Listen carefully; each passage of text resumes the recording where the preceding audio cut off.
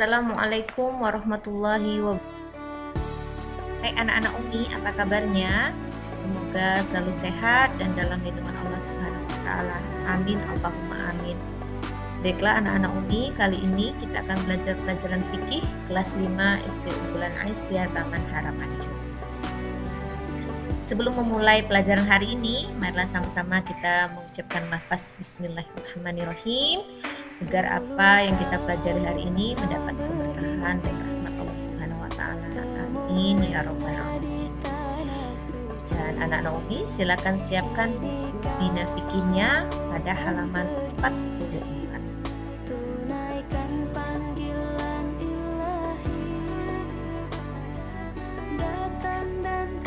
Sudah nak? Kalau sudah, sebelum kita memberikan materi, silakan anak-anak Umi amati gambar berikut.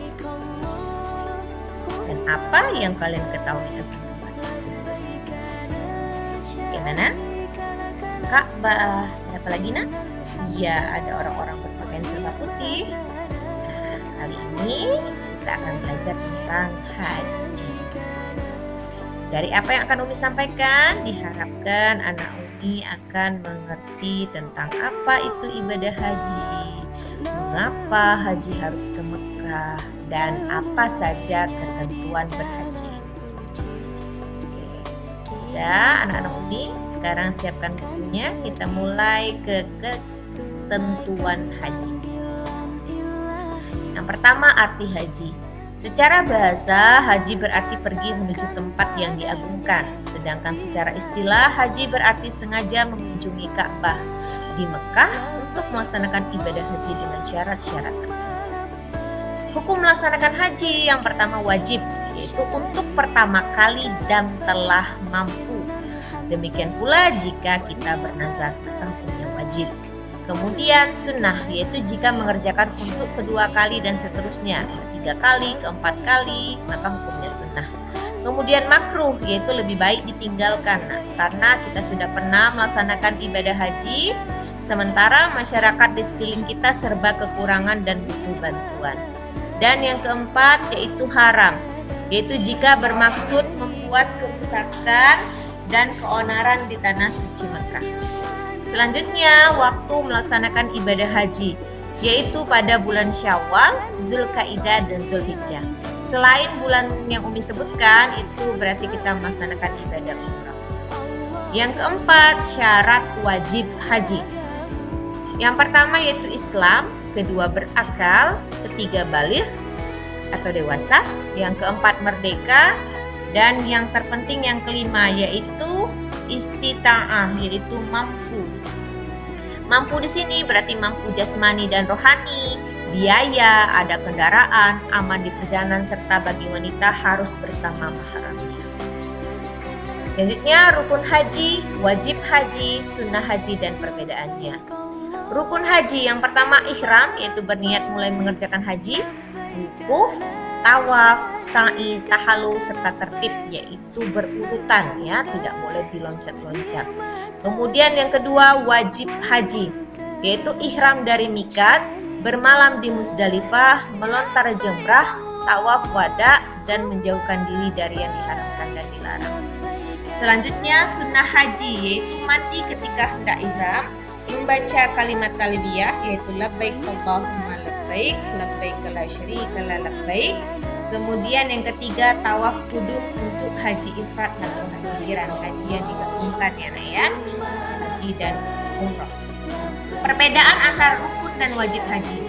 Perkataan rukun dan wajib biasanya berarti sama, namun berbeda. Rukun haji yaitu sesuatu yang harus dikerjakan dalam ibadah haji, jika tertinggal tidak sah di hajinya dan tidak dapat diganti dengan dam atau denda. Sedangkan wajib haji harus dikerjakan, tetapi jika tertinggal bisa diganti dengan dam atau denda dan hajinya menjadi sah. Itu perbedaannya. Selanjutnya amalan ibadah haji. Yang pertama ihram dari mikat, yaitu niat mengerjakan haji dengan berpakaian serba putih, di mana disunahkan terlebih dahulu mandi, memotong kuku, menyisir, memakai wangi-wangian, dan berwudu. Kemudian mikat, yaitu mikat zamani, yaitu waktunya, yaitu dari awal bulan Syawal sampai terbit fajar hari raya haji, yaitu pada tanggal 10 Zulhijjah. Kemudian mikat makani, yaitu tempatnya, yaitu Makkah, Zulsulaifah, Rabik, Yalamlam, itu ada tempat-tempatnya ya nak ya, di mana tempat orang itu berasal. Kemudian ada tawaf. Tawaf adalah kegiatan mengelilingi Ka'bah sebanyak 7 kali putaran, di mana dimulai dari Hajar Aswad dan berakhir di situ pula. Sampai lagi Hajar Aswad dihitung 1 kali, kemudian sampai 7 kali. Tawaf itu ada 6, yaitu tawaf kudum, tawaf ifadah, tawaf wada, tawaf tahallul, dan tawaf nazar, serta tawaf sunnah. Adapun 7 macam syarat yang harus dipenuhi untuk tawaf. Yang pertama, menutup aurat, suci dari hadas kecil dan hadas besar, niat mengerjakan tawaf, dimulai dari Hajar Aswad atau batu hitam. Ketika mengelilingi Ka'bah, Ka'bah ada di sebelah kiri kita. Kemudian tawaf dilakukan sebanyak 7 kali putaran, dan yang terakhir dilaksanakan di masjid. Nah, bagaimana cara mengerjakannya?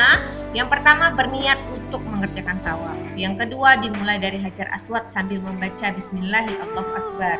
Kemudian kita mencium Hajar Aswad. Kalau tidak sampai menciumnya, kita cukup dengan isyarat saja. Kemudian berjalan mengelilingi Ka'bah sampai 7 kali putaran sambil membaca doa-doa. Keempat, selesai tawaf berdoa di multazam. Kemudian yang kelima, setelah itu mengerjakan sholat sunnah 2 rakaat di makam Ibrahim dan Hijr Ismail. Dan yang terakhir disunahkan meminum air zam-zam. Selanjutnya yaitu sa'i. Sa'i adalah berlari-lari kecil antara Bukit Safa dan Marwah sebanyak 7 kali setelah tawaf kudum di Mas'ah. Ya, dengan cara mengerjakan yaitu niat, kemudian dari Bukit Safa menghadap kiblat membaca takbir 3 kali, kemudian kita mulai melangkah menuju Marwah, dan setelah 7 kali dilanjutkan dengan tahallul, yaitu menggunting rambut paling sedikit 3 kali. Yang kelima, wukuf di Arafah. Wukuf artinya berhenti atau berdiam, yaitu dengan cara pada tanggal 8 Zulhijjah setelah zuhur atau asar di jamaah menuju padang Arafah. Sholat zuhur dan asar di jamak kasar secara berjamaah, kemudian memperbanyak ibadah, dan setelah matahari terbenam jamaah mulai berangkat menuju Musdalifah. Selanjutnya bermalam di Musdalifah. Kegiatan dilakukan selain bermalam adalah mencari batu kerikil sebanyak 49 atau 79 butir yang digunakan untuk melempar jumrah di Mina pada malam tanggal 10 Zulhijjah. Nah, setelah bermalam di Musdalifah dan mengumpulkan batu kerikil, jamaah haji bermalam di Mina, yaitu pada tanggal 10 Zulhijjah tiba di Mina, lalu jamaah wajib melontar jumrah Akabah dan bermalam di Mina selama 3 hari tasyrik, itu 11, 12, 13 Zulhijjah. Adapun peraturan melontar jumrah yaitu alat melontar jumrah harus batu kerikil, selain batu itu tidak sah. Kemudian 7 batu dilontarkan satu persatu. Melontar dengan tertib dimulai dari ula, kemudian wusta, kemudian akabah. Kemudian cara melontarnya, melontar dimulai dari ula, kemudian jumrah wusta dan jumrah akabah. Kemudian melontar dengan tangan kanan dan diangkat tangannya nak. Kemudian batu dipegang dengan telunjuk dan ibu jari. Setiap melontarkan batu kerikil harus mengenai jumrahnya. Dan setiap melontar membacakan Bismillahirrahmanirrahim. Nah, itulah materi kita pada hari ini. Untuk materi selanjutnya akan Umi bahas di pertemuan selanjutnya. Mudah-mudahan anak Umi mengerti. Jika ada yang ingin tanyakan, nanti silakan tanyakan dengan Umi. Nah, untuk materi kali ini kalian memiliki tugas yaitu mengerjakan latihan tertulis, ya.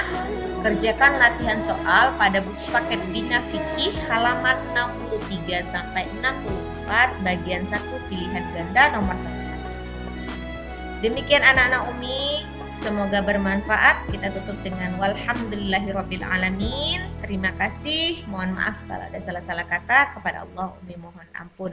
Umi akhiri, wassalamualaikum warahmatullahi wabarakatuh.